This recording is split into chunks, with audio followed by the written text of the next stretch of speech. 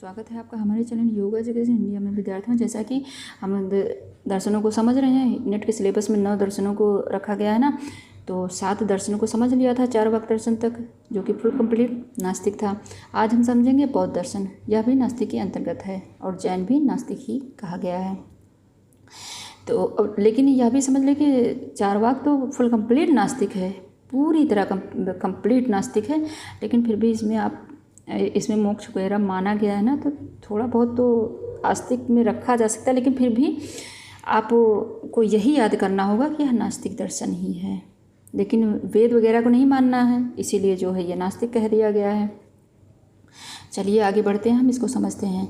बौद्ध दर्शन के प्रवर्तक या आप कहें निर्माण किसने किया? महात्मा बुद्ध ने। और महात्मा बुद्ध का बचपन का नाम सिद्धार्थ था, ठीक।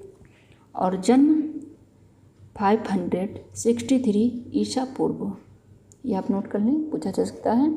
जन्म 563 ईसा पूर्व और स्थान लुम्बिनी आप ये नोट कर लें। और इनकी पत्नी का नाम यशोधरा था और पुत्र का नाम राहुल था, ठीक। इतना आप नोट कर लें, बस इतना काफ़ी है। और इसमें विद्यार्थियों आत्मा और ईश्वर को नहीं माना गया है, आत्मा और ईश्वर को नहीं माना गया है। मोक्ष और निर्वाण को मान, यानी मोक्ष, ये मोक्ष जैसे कि हम सब सामान्य भाषा में मोक्ष कहते हैं, लेकिन इन्होंने निर्वाण शब्द यूज किया है, ये आप नोट करेंगे। निर्वाण को माना है, ठीक। और परिवर्तन का कारण क्या है? यानी जो इनका जो आत्मिक परिवर्तन हुआ, उस परिवर्तन का कारण क्या है? सभी को दुखी पाया। यानी जैसे आप सभी जानते होंगे कि जब ये बाहर एक दिन निकले थे, तो जो है जिस प्रकार से भोग विलास का जीवन जी रहे थे, उसके बाद वो बाहर निकले तो एक हिसाब से उन्होंने सभी को दुखी ही पाया, इसलिए उनका आंतरिक मन परिवर्तित हो गया।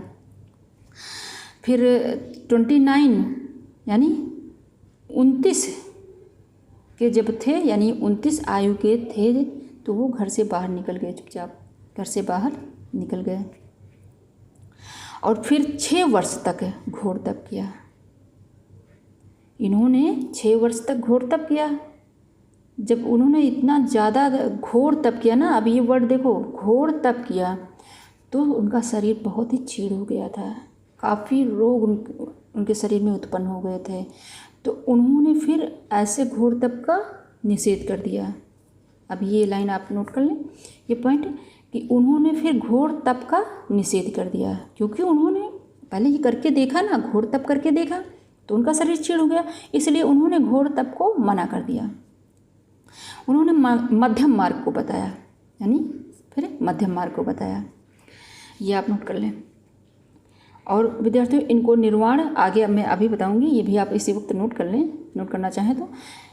उन्हें निर्वाण प्राप्त हुआ था 80 वर्ष में, यानी 483 ईसा पूर्व में, 483 ईसा पूर्व में 80 वर्ष में उन्हें निर्वाण प्राप्त हुआ था, ठीक।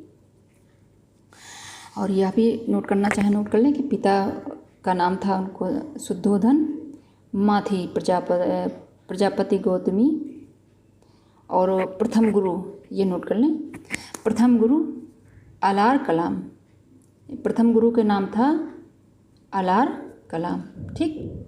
और इनको ज्ञान प्राप्त हुआ था 35 वर्ष की आयु में। पीपल का पेड़ था, वहाँ पर इनको ज्ञान प्राप्त हुआ था, ठीक, उसी के नीचे। तो ये सब मेन पॉइंट आप नोट कर लें। अब आगे चलो इसको अच्छे से समझते हैं।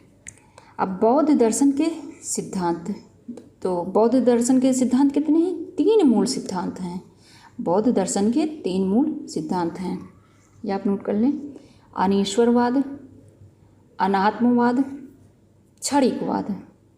अब इसमें थोड़ा थोड़ा समझ लें आप कि ईश्वर की सत्ता को ना मानना, जैसा कि अभी मैंने पहले बताया नहीं कि आत्मा और ईश्वर को नहीं माना, ईश्वर की सत्ता को ना मानना, क्योंकि बताते हैं, क्योंकि दुनिया, क्यों नहीं माना ये अब जान लें, ये शब्द आया है। क्योंकि दुनिया प्रतीत्य समुत्पाद के नियम पर चलती है। प्रतीत्य समुत्पाद के नियम पर चलती है, इसलिए इन्होंने ईश्वर की सत्ता को नहीं माना। अब इसका अर्थ समझ लें कि अर्थात कारण कार्य की श्रृंखला, यानी कारण कार्य की श्रृंखला है, इसलिए इसको ईश्वर की सत्ता को नहीं माना।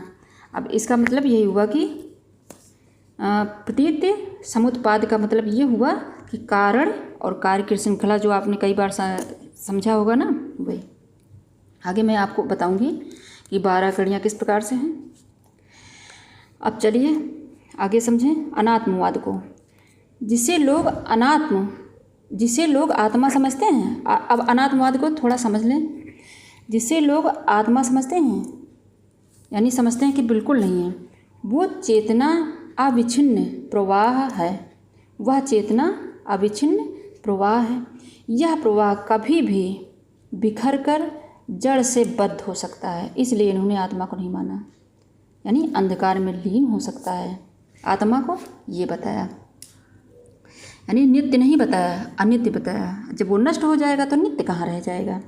दोबारा समझ लें कि जैसे ये बताते हैं कि जिसे लोग आत्मा समझते हैं, उसी के विषय में बता रहे हैं कि वो चेतना अविच्छिन्न प्रवाह है। कहते हैं वह चेतना अविच्छिन्न प्रवाह है। यह प्रवाह कभी भी बिखर कर जड़ से बद्ध हो सकता है, अंधकार में लीन हो सकता है। यह आत्मा की विशेषता उन्होंने बताई, इसीलिए आत्मा को नहीं माना। चलिए तीसरा समझें कि क्षणिकवाद का मतलब समझ लें कि इस ब्रह्मांड में सब कुछ क्षणिक और नश्वर है, अस्थाई नहीं है, यानी परिवर्तनशील है। ये आप नोट कर लें। अब विद्यार्थी थोड़ा सा ये जो प्रतीत्य समुत्पाद आया था शब्द आपके सामने, इसको थोड़ा समझ लें यहाँ एक लाइन में कि एक वस्तु प्राप्त होने पर दूसरे की उत्पत्ति। इसका अर्थ ये हुआ कि एक वस्तु प्राप्त होने पर दूसरे की उत्पत्ति कारण के आधार पर, कारण के आधार पर उत्पत्ति सापेक्ष भी है, निरपेक्ष भी है। कारण के आधार पर होगी लेकिन सापेक्ष भी है, ये आप ध्यान दें। सापेक्ष भी है और निरपेक्ष भी है। अब सापेक्ष की दृष्टि से यह संसार है और निरपेक्ष की दृष्टि से निर्वाण। ये आप नोट कर लें। चलिए आगे हम बढ़ते हैं। विद्यार्थियों, जैसे आपसे क्वेश्चन कभी पूछा जाए कि आखिर सापेक्ष की दृष्टि से क्या है, तो आप संसार को समझेंगे और निरपेक्ष से निर्माण को समझेंगे। चलिए आगे बढ़ें। 4 आर्य सत्य को नोट करें, जो कि बार बार ये पूछा जाता है। 4 आर्य सत्य कौन कौन से हैं? दुख समुदाय, दुख निरोध मार्ग। अब इसको समझ लें। दुख को समझे पहले। संसार दुखों का घर है। यह किससे जनित है? अविद्या से जनित है। दुख समुदाय, दुख उत्पन्न होने का कारण जन्म, मरण, रोग, बुढ़ापा, ये उन्होंने बताया। यही सब तो देखे थे, तो उनका आंतरिक यानी अंतर्मन परिवर्तित हो गया था। जन्म, मरण, रोग, बुढ़ापा, यानी दुख उत्पन्न होने के कारण है ये सब। दुख निरोध समझें कि दुख का निवारण संभव है। कैसे संभव है? यथार्थ ज्ञान से। अविद्या अगर दूर हो जाएगी तो दुख निरोध कारण है। अविद्या ही तो मूल है, यानी अविद्या को ही मूल बताया गया है। दुखों का घर बताया गया, दुखों का कारण बताया गया। मूल यानी अविद्या है। दुखों जो ये पंचक्लेश उसमें योग सूत्र में है ना, तो उसमें भी तो फर्स्ट नंबर पर अविद्या ही है। इस अविद्या को ही जननी, दुखों को जननी बताया गया है, तो इसमें भी अविद्या ही। दुख निरोध मार्ग, आर्य अष्टांगिक मार्ग, आर्य यानी 8 मार्ग उन्होंने बताया है। अब इसमें दुख निरोध मार्ग तो कितने हो गए? दुख समुदाय, दुख निरोध मार्ग। वर्डों का वर्ड चेंज है नहीं, योग सूत्र से यह मिलता है। जो चतुर्विवाद उन्होंने बताया है योग सूत्र में, पतंजलि ऋषि ने, यानी उन्होंने बताया था हेतु हन उपाय। ठीक वैसे है, बस शब्दों का चेंजिंग है इसमें। चलिए आगे बढ़ें। सापेक्ष को समझें, जो अभी मैंने आपको बताया था ना, इसे सापेक्ष की दृष्टि से संसार। तो चलो सापेक्ष को समझें। 12 क्रम है इसमें, 12 क्रम हैं जो एक दूसरे को उत्पन्न करते हैं। यानी दुख की कितनी कड़ियाँ हैं, दुख की कितनी, बुद्ध ने दुख की कितनी कड़ियाँ बताई हैं, तो 12 बताई हैं। चलिए आप इसको नोट कर लें, अच्छे से नोट करें।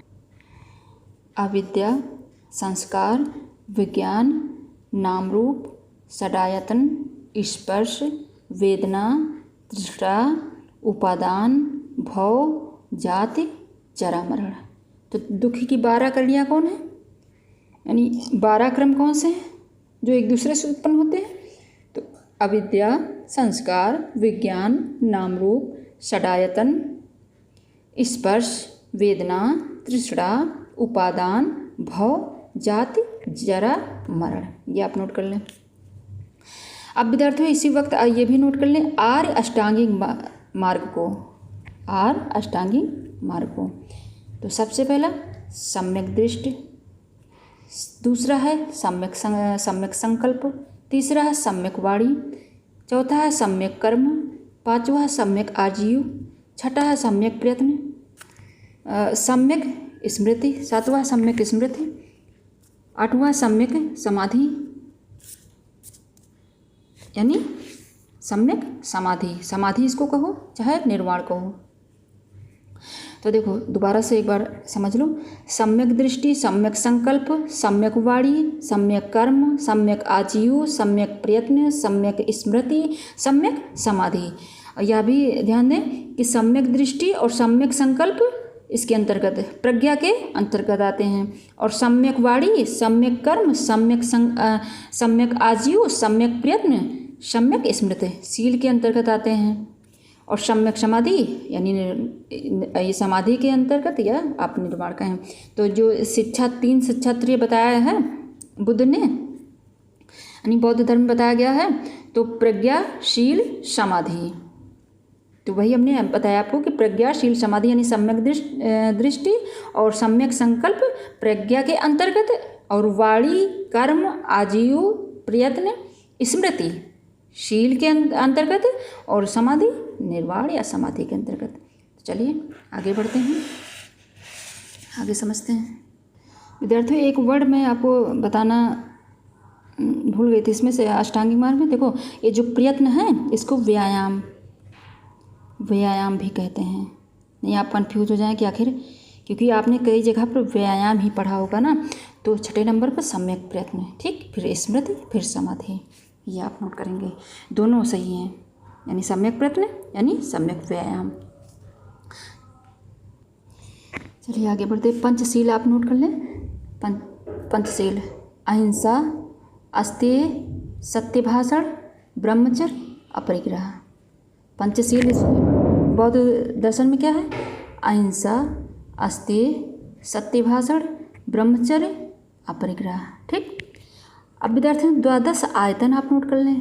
12 आयतन के अंतर्गत क्या है, यानी 12 माने अभी समझ जाना, देखो पंच ज्ञानेंद्रियाँ, पंच कर्मेंद्रियाँ, मन, बुद्धि।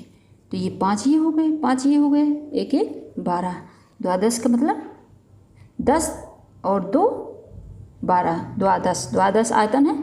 5 ज्ञानेंद्रियाँ, पंच कर्मेंद्रियाँ, मन, बुद्धि, ठीक, जिनसे सम्यक कर्म करना चाहिए, जो अभी मैंने बताया। और सम्यक का अर्थ होता है उचित, समान, वास्तविक, यथार्थ, ठीक, इतना आपने समझ लिया होगा।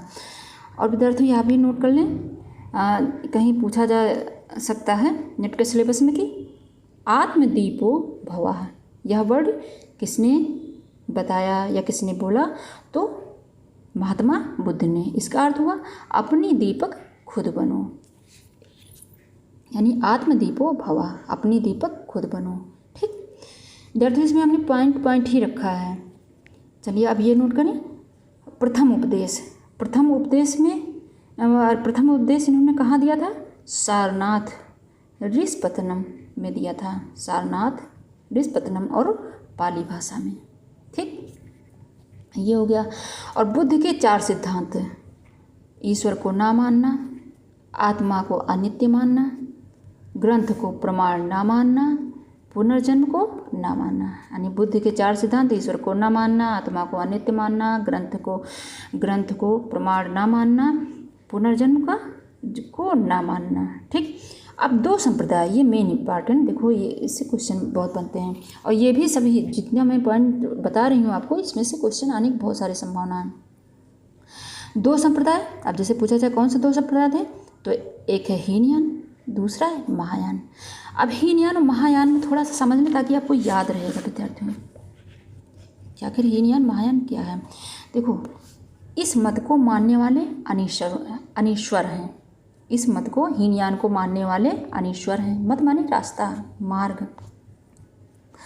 और महायान मध्यम मार्ग से भी मध्यम मार्ग इन्होंने निकाला था। पहला ये था, दूसरा ये था। ठीक, मध्यम मार्ग से इनके जो है बुद्ध के मार्ग को मध्यम, उन्होंने मध्यम बताया था ना, पहले ही मैंने बता दिया था नहीं कि मध्यम मार्ग निकाला है। तो मध्यम मार्ग से भी मध्यम मार्ग इन्होंने निकाला है। इसमें ईश्वर की अवधारणा, अब देखो ये पॉइंट पर ध्यान दो, इसमें ईश्वर की अवधारणा है। और ईश्वर किसे माना? बुद्ध को ही ईश्वर माना। और जबकि बुद्ध ने मूर्ति का खंडन किया था, लेकिन इन्होंने फिर बुद्ध को ईश्वर माना। तो ईश्वर को उनका, इसीलिए उनको जो है बुद्ध की कई मूर्तियाँ बन गई, क्योंकि उनको ईश्वर मान लिया। किसमें माना ईश्वर? महायान को। और किसको माना? बुद्ध को ही उन्होंने ईश्वर माना, यानी ईश्वर शब्द से संबोधित किया।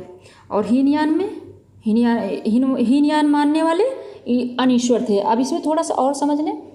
हीनयान में विद्यार्थियों, इसमें यह बताया कि, और यह मूल भी है, यानी मौलिक भी है, और इसमें अपने व्यक्तित्व की बात की गई है, यानी कि अपने लिए ही मोक्ष प्राप्त करना हीनयान में बताया गया। और इसीलिए इसमें जो है निर्वाण और मोक्ष क्या, निर्वाण का भाव रूप मानने वाले थे। और इन्होंने बुद्ध को मनुष्य के रूप में प्रतिपादित किया है, यानी भगवान ना मानकर मनुष्य ही माना है। और बताया कि अभाव जो आता है उसको ही निर्वाण कहा गया है, यानी आत्मा के स्वरूप को नहीं माना। किसमें? हीनयान में। ठीक, और घोर कष्टवादी परंपरा ये निहित हीनयान में। विद्यार्थियों, महायान जैसे कि मैंने बताया है मध्यम मार्ग से निकाला। और इसको अब जैसे ये कठिन था थोड़ा हीनयान, जबकि बुद्ध ने तो मध्यम मार्ग निकाला था हीनयान में, लेकिन फिर भी ये कठिन था। लेकिन और भी सरल बना दिया महायान को मानने वालों ने, इसको और भी सरल बना दिया बुद्ध मार्ग को। और सरलता से इसको सभी फॉलो कर सकते थे। ठीक, यानी ये प्रगतिशील भी है। और इसमें इसको सहजयान भी कह सकते हैं, यानी महायान को सहजयान भी कह सकते हैं। ठीक, और इसमें मेन इम्पॉर्टेंट यह भी कहा गया विद्यार्थियों, यह सामाजिक भी है। उसमें अपने लिए कहा गया था निर्वाण प्राप्ति, यह सबके लिए बताया गया है। यानी इसमें यह बताया कि अगर व्यक्ति अपने लिए मोक्ष की बात करता है तो वह स्वार्थ है, उसमें स्वार्थ है, उसे त्याग देना चाहिए। समाज को एक साथ लेकर चलने की बात इसमें कही गई है। ठीक, अब समझ लिए होंगे आपने बहुत अच्छे से हीनयान और महायान को, अब नहीं भूलेंगे। विद्यार्थियों, बौद्ध दर्शन के 10 नियम आप भी नोट कर लें इसी वक्त। अहिंसा, अपरिग्रह, ब्रह्मचर्य, सत्य, धर्म में श्रद्धा, दोपहर बाद के भोजन का निषेध, सुखप्रद शय्या का त्याग यानी या आसन का त्याग, विलास से विरक्ति,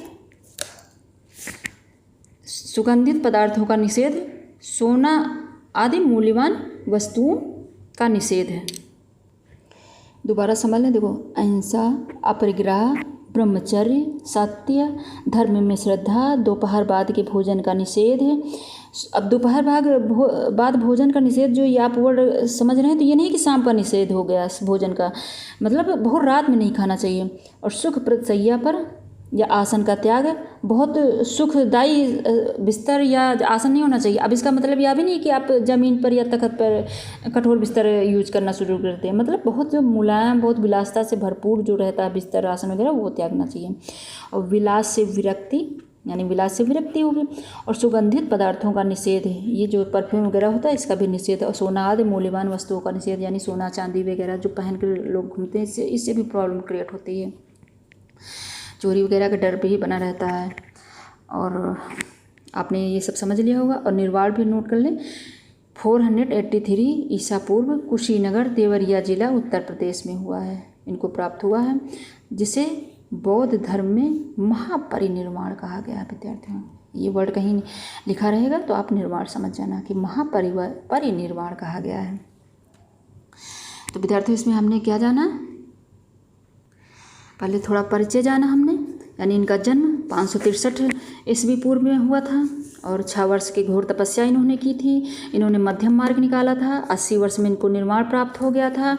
और इन्होंने 3 मूल सिद्धांत दिए थे, अनीश्वरवाद, अनात्मवाद और क्षणिकवाद बताया था। और फिर उसके बाद जो है एक वर्ड आया था इसमें, प्रतीत्य समुत्पाद, इसको आपने समझा। और सापेक्ष की दृष्टि से संसार और निरपेक्ष की दृष्टि से निर्वाण। 4 आर सत्य, दुख समुदाय, दुख निरोध मार्ग।